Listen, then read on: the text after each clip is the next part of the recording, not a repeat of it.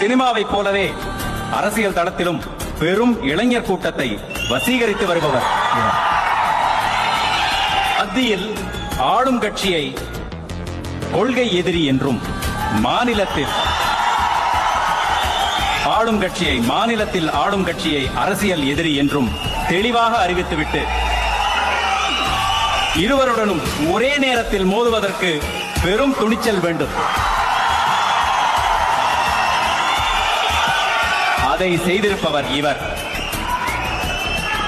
தமிழ்நாட்டில் எல்லோருக்கும் விரும்பி சாப்பிடக்கூடிய ஒரு இனிப்பு என்றால் அது பாயாசம்தான்.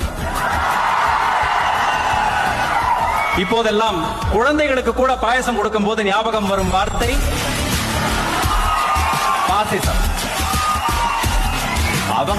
அவங்க செஞ்சா பாசிசம், நீங்க செஞ்சா பாயசமா என்ற அவரது வைரல் பேச்சுடன் தன் கட்சியின் முதல்